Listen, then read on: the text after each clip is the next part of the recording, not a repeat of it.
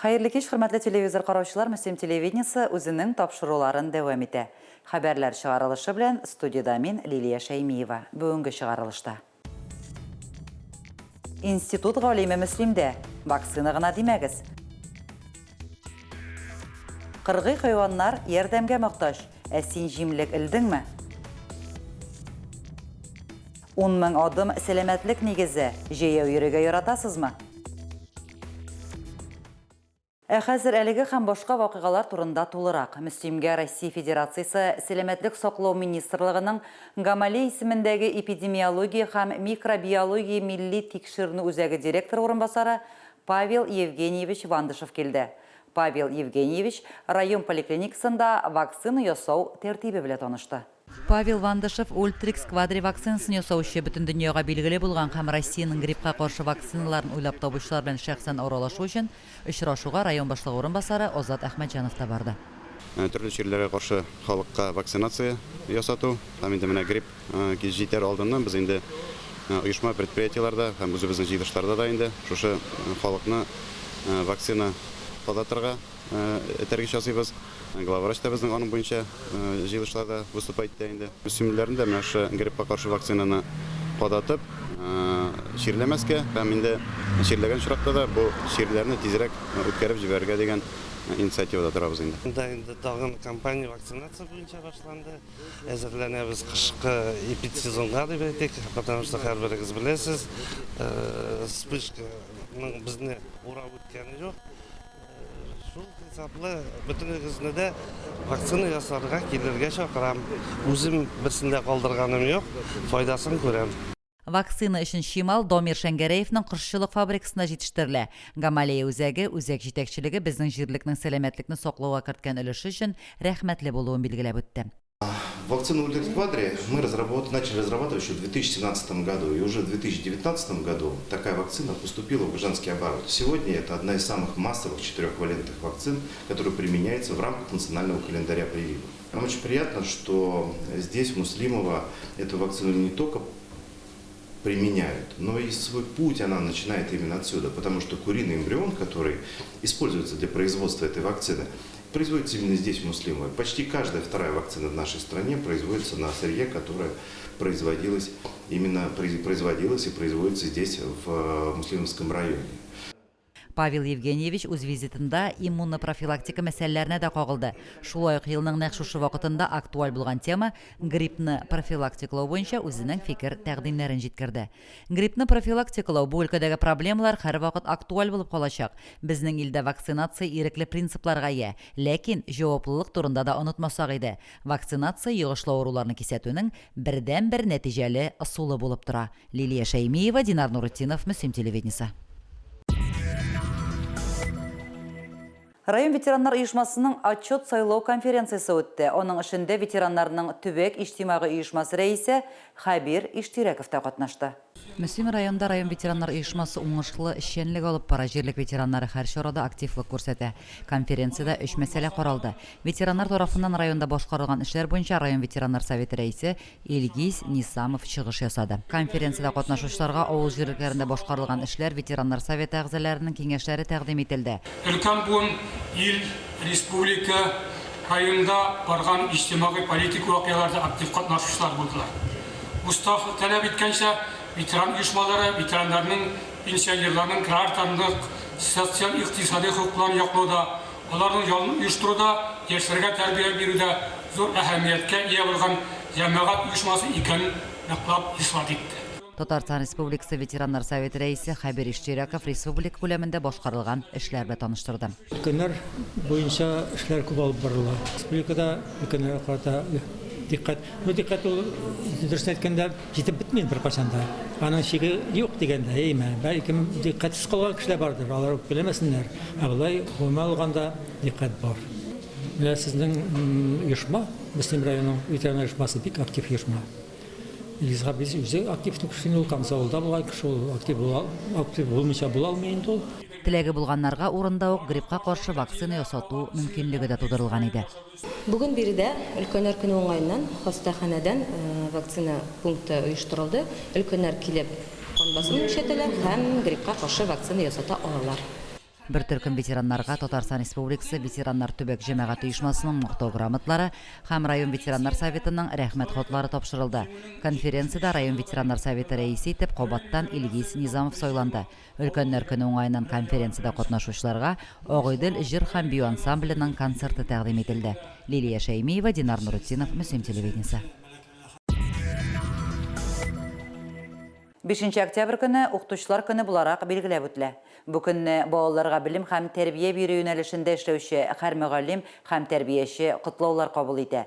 Мөслим районы мәгариф хезмәткәрләре дә үзләренең һөнәри бәйрәмнәрен зурлап билгеләп үттеләр. Теманың дәвамы алдагы сюжетта. Мәгариф хезмәткәрләренең матур бәйрәме Кояшлы яз зонасында узды. Бәйрәмгә җыелган укытучылар, тәрбиячеләр мәгариф ветераннарын табигатьтә үзенең җылы кояш нурлары белән бүләкләде. Бәйрәмдә катнашучыларны район башкарма комитеты җитәкчесе Ирек Салихҗанов тәбрикләде. 65 елдан башланып киткән бу укытучылар көне бүгенге көндә дә үзенең абруен югалтмый, ул бәлки инде үзенең кирәклеген, аның үзенең һәр даим аларны кабатлап торуны истәттә торгандыр, чөнки безнең галимнәребез бүгенге көндә бик зур хезмәт башкаралар. Һәм инде мин үзебезнең район җирлегендәге булган барлык галимнәребезне, укытучыларыбызны шушы профессиональ бәйрәмнәре белән котлыйсым килә. Район башкарма комитеты җитәкчесенең социаль мәдәни мәсьәләләр буенча урынбасары Марина Бәдретдинова үзенең сәламнәрен шигырь юллары аша җиткерде. Әгәр дә сез утырткан гүзәл гөл бакчалар шытмый калса күңел түрендә. Шуңа сезнең хезмәтегезне бер нинди фәрештәләр дә язып бетерә алмый.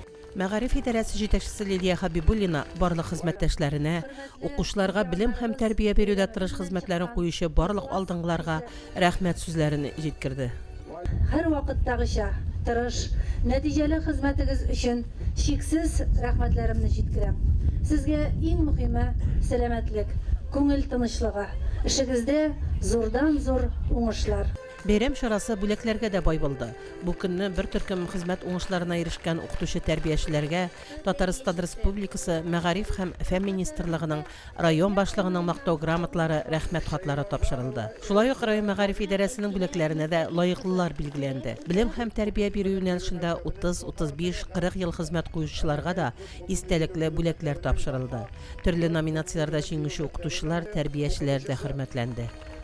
Бүгенге шушы ирешкән уңышларыма инде мин бик зур рәхмәтле инде үземнең коллегаларыма, үземнең балаларыма, аларның әти-әниләренә. Бүген инде мөмкинлекләр бик күп, бөтен мөмкинлекләр ачык. Инде ирешәсе уңышларга бары тик тырышлык кына кирәк. Эшебезне яратабыз, балаларыбызны бик яратабыз. Укытучылык хезмәтен гомергә хөрмәтле һәм иң кирәкле хезмәтләрнең берсе булды. Минемчә, илектә без эшләгәндә дә һәм хәзер дә бурычлар бер төрле. Балаларга чын кеше булырга, балаларга чын тәрбия бирергә кирәк. Әлхәмдүлилләх, бу тормышка шырла. Менә мин күңелем, җаным, тәнем белән укытучы. Әгәр дә ягадан туып, нинди профессия сайлыйсыз дип әйтәләр икән, мин бары тик укытучы булырмын дип әйтер идем. Чөнки бу иң изге профессия. Әле иптәшләр белән дә сөйләшеп утырдык. Әйе, иң актив халык бит ул укытучы халык. Ул үзенең вакытын, бүтән җанын тәнен бирә эшкә. Һәм шуңа сәламәт балалар тәрбияләүгә бирә. Бәйрәм чарасы укытучылар һәм укучыларның чыгышлары белән үрелеп барды. Бәйрәм ахырында эстраданың яшь җырчысы Илнат Фәрхуллин үзенең матур җырларын мөгаллимнәргә бүләк итте. Фәридә Гайнтинова, Динар Нуртдинов, Мөслим телевидениесе. Татарстанда кыргый хайваннар өчен җимлекләр урнаштыру буенча акция старт алды. Бу акциядә Әмәкәй мәктәбе укучылары да актив катнашты. Мәктәп укучылары өчен урманның хайваннар дөньясы темасына дәрес оештырылды. Аучылык җирләрендә кыргый хайваннар өчен җимлекләр урнаштыру һәм аларны тукландыруга юнәлдерелгән акция елда шушы вакытта үткәрелә. Чара аучылык ресурсларын саклау һәм торгызу, шулай ук алар өчен уңайлы шартлар тудыру максатында оештырыла. Мероприятие по подкормке диких животных, косуль, зайцев. Вот идет у нас акция такая с детьми. Ученики радуются в этих акциях, участвуют, с радостью идут. Урманда жәнлекләргә ризык куяр алдыннан укучыларга бош аучы тематик дәрес үткәрде. Урманнарны сакларга, жәнлекләр кошларга сокчыл карашта булырга өндәде. Укучылар үзләрен кызыксындырган сораулар белән дә уртаклашты. А на вас когда-то нападал кабан? Кабана не бойтесь, если когда вы видали его на своем пути, просто встаньте и не провоцируйте его, он все равно уйдет. Бу көнне укучылар комитет вәкиле белән аучылык җирләренә чыкты. Биредә балаларга җимлекләр һәм тоз савытлар ясау буенча мастер-класс үткәрелде. Укучылар Владимир Муринов белән бергә пошуй, кыр кәҗәләре һәм куяннарны тукландыру өчен махсус урыннарга азык һәм туз салды.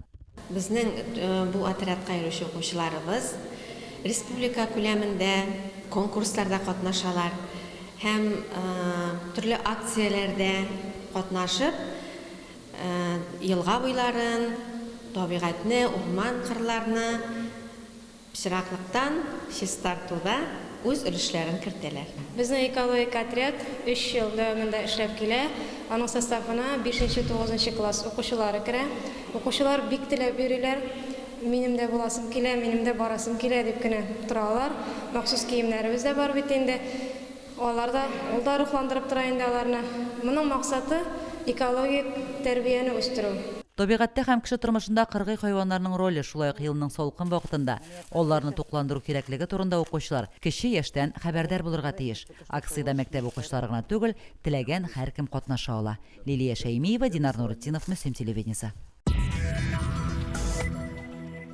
Җыю йөрү өчен яшь буенча шикләүләр юк ди табиблар, әмма йөргәндә үз сәламәтлегеңә, хәлеңә игътибар итәргә кирәк. Өлкәннәр декадасы көннәрендә райондашларыбыз җыю йөрергә чыкты. Тормышка 10 000 адым бөтен Россия акциясына мөселманнар да актив кушылды. Район үзәк хастаханәсе һәм поликлиника коллективы инициативасы белән оештырылган чара Мөслим йөрәге скверында старт алды. Яшәүгә 1000 адым акциясын без елда үткәрергә тырышабыз. Бу инде яз көне бер үткәргәнек, һәр көз көне тагын матур көннәр булганда оештырдык. Сәламәт яшәгез, сәламәт булыйк. Сәламәт яшәү рәвешен пропагандалаучы акцияга теләгән һәркем кушыла алды. Физик күнегүләр, зарядка ясагач райондашларыбыз дәртле музыка астында җыю һәм Скандинавия йөреше белән Кояшлы ык ял паркына юл тотты. Бу сәламәтлеккә 10 000 адым акциясын без бик яратып катнашабыз. Бу сәламәт яшәү рәвеше алып барырга бик кирәкле акция. Башкаларны да бу акциядә катнашырга чакырабыз. Сәламәт яшәү рәвеше минем өчен ширләмәү дигән сүз инде. Ширләмәү дигән сүз. Ширләмәс өчен ул дару өчен генә түгел бит әле. Сәламәт яшәү рәвеше алып бару да кирәк. Папашау, движение һәм позитивлык. Сәламәт булу бары кешенең үзеннән тора. Дөрес туклану, сәламәт яшәү рәвеше алып бару белән бер рәттән кеше даими саф һавада булырга, спорт белән дә шөгыльләнергә тиеш. Барыбыз да сәламәт булыйк. Лилия Шәймиева, Динар Нурытдинов, Мөслим телевидениесе. Районыбызда сугыш авырлыкларын, тылдагы кыенлыкларны үз җилкәләрендә күтәргән хөрмәтле әбиләребез байтак. Улы Чакмак авылында яшәүче Фәридә Гыйлманова шул хөрмәтле өлкәннәребезнең берсе. Улы Чакмак авылында яшәүче Фәридә Гыйлманова 1927 елның 27 октябрендә дөньяга килә. Илгә бийек ватан сугышы башлану хакындагы хәбәр килеп ирешкәндә Фәридәгә бары 13 яшь тулган була. Мәктәпкә килгәч укытучы апалары сугыш башлануын хәбәр итә. Эсмәләр капчыклары сортировать иттек. Шунда алтынчы парадостоянды аталадыр ялында эшләдек. Ана булай безнең аеры адил торуда безопасность дигән безнең конторга буйсыннадыр яныбыз. 7 классны тамамлаган елны Казан шәһәрендәге порох заводына эшчеләр җибәрергә кирәк була. Мөслимнән заводка 6 кызны юллыйлар. Алар арасында Улы Чакмактан авылдаш кызы белән Фәридә дә бара. Бөтен бездә 27 елгылар авыл безнең авылдан райондан 6 кызык. Без заводта аш булмадык, безгә 800 грамм ипи бирделәр. Ана булай ашка салым бирәләр. Беренче, икенче, өченчедән идем, аның нинә карап инде. Без авылдан 2 кызык. Заводтан 1947 елда янәдән авылга кайтып төшә Фәридә Гыйлманова. Кыз колхозда эшли башлый. Торыф чыгарырга баручы кызлар белән торыф чыгарырга да китеп бара ул. Анда 4 ел эшләп кайткач, янәдән колхозга эшкә керә. Күп төрле хезмәтләр башкара ул. Авыл советы депутаты, авылны көтү хуҗасы вазифасында үзенең терлекләрен бетергәнчә алып бара. Бүгенге тормыш әкият ди ул үзе. Дип суласаң әйләнә әйтәсең. Bu xatlı rəxətlə qararı. Rızıqның neyindeysin diliysin? Ben 82 yaşka kadar seyir asaladım. Mene bunlar neyse. 82 yılında mene 13 yıl seyir bitirgenime. Бүгін Фәридә Гыйлманова Алышақ мағалуындағы müritdə bir өзі яшәсә дә, ялгыз қалырға һич вакыты юғаның. Чөнки туганнары Сирина һәм Илкам Хановлар тәрбияләп, кадер-хөрмәт күрсәтеп яшиләр. Ширдәсә койгырып бетәбез инде, бер киңәшчебез, достыбыз бит әле, туганыбыз. Нәрсә булса да инде киңәш, киңәшен бирә, ярдәмен бирә. Ярдәм итә инде төрле вакытларда төрлечә була бит инде, киңәшләр белән ярдәм итә инде. Bütün işleri şunun kuşkaça şebeyinde, davay bakşa tırmağa gerek, davay berengini başlayıver, davay berengi tutatkan kişi, mine her boğatına da yol günü уже berengi çıkartır, berengi çıkartır, plan kırıp kaldır. Фәридә Гыйлманованы истәлекләр саклаучы сандыгында бүген бик күп рәхмәт хатлары, мактау грамоталары һәм башка бүләкләре саклана. Бик еш кынауларны кулына алып, узган гомерләренә әйләнеп кайта, хәтерендә яңарта. Фәридә Гайнтинова, Динар Нуртдинов, Мөслим телевидениесе. Яшәгән җирләрен, ишегалларын матурлыкка төреп яшәүче райондашларыбыз соклану уята. Митрә авылында гомер итүче Әзилә Фәрхетдинованың ихатасы әйтерсең гөлләр патшалыгы. Матурлык дөньясында безнең иҗат төркеме дә булып кайтты. Митрә авылында гомер итүче Әзилә Фәрхетдинованың ишегалды матур гөл бакча, медицина белгечләренә хас чисталык, пөхтәлек белән ясалган бакча зонасында нинди генә композициялар юк. Тырыш кырмыскалар да, аккошлы күлләр дә, агач бурадан оста итеп ясалган коеда һәр нәрсәнең үз урыны бар. 2010 елдан бирле шулай итеп бакча ясыйм. Монда 25 төр чәчәк утыртам. Әмма идеяларын кайналасыз мә? Идеяларны үзем уйлап чыгарам. Алай үземнең башка килгән бөтенесе карап ясаганым юк. Әзилә апаның бакчасында 300-гә якын төрдәге чәчәк үсә. Орлыкларын да уңган райондашыбыз үзе әзерли. Әзилә апа күңелендә һаман да кечкенә кыз бала әле. Көз җитә башлагач, ул бакчадагы фигураларны өйгә кертәм, вакыт-вакыт уйнап та утырам дип елмая Әзилә апа.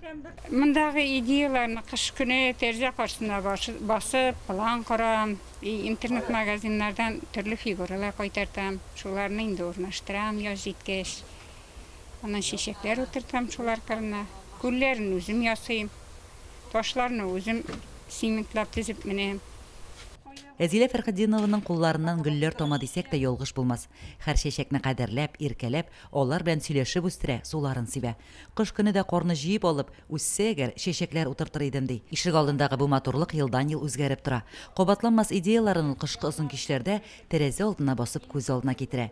Тормыш иптәше Азат балалары гына түгел, авылдашлары да Әзилә апа тудырган матурлык дөньясына гашыйк. Лилия Шәймиева, Динар Нуртдинов, Мөслим телевидениесе. Бүгенге шулар, мен Лилия Шәймиева сезнең белән сау булашып торам. Алда сезне безнең тапшырулар көтә.